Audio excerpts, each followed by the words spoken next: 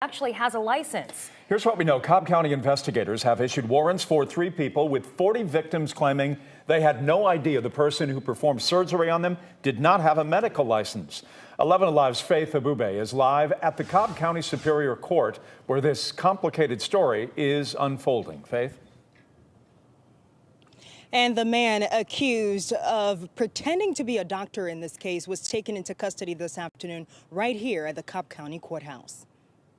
Nathaniel Johnson walked into court suit and tie, hoping a judge would allow him to stay out of jail on a previous bond. Last time he got out of custody, he went right back to work stealing from people. But within 45 minutes, the state's arguments persuaded a judge to put the Fulton County man in custody with an additional $45,000 bond. There is no doctor that I'm aware of in that direction. Nathaniel Johnson is not a medical doctor anymore. Johnson was once a medical doctor, but lost his license after pleading guilty to Medicaid fraud and other charges in 2014. He agreed to give up his medical license as part of a plea deal.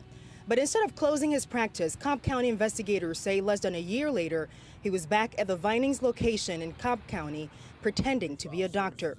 He allegedly duped at least 40 cosmetic surgery patients. This is actually part of the scam. This is actually evidence for the state to the extent of his knowledge that what he was doing was a deception, and he's trying to cover his tracks. Investigators say Johnson tried to get away with a crime by bringing in this Peachtree City gynecologist, Peter Ulbrich. Ulbrich himself was under probation for sexual relationships with 2 female patients and for violating a third.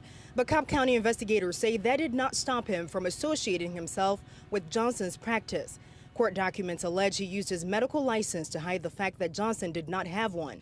He's accused of allowing Johnson to put his name on paperwork, allowing Johnson to put prescriptions in his name even though he never saw some of the patients, and giving Johnson instructions while he allegedly operated on patients. Johnson's attorney argues the case is bogus. One of the things you learn about people who get cosmetic surgery is they don't like themselves. That's why they get it. They are not satisfied with themselves.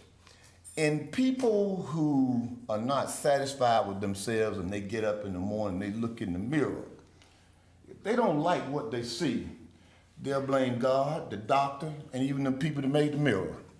So we have to understand that this is the basis of this particular indictment.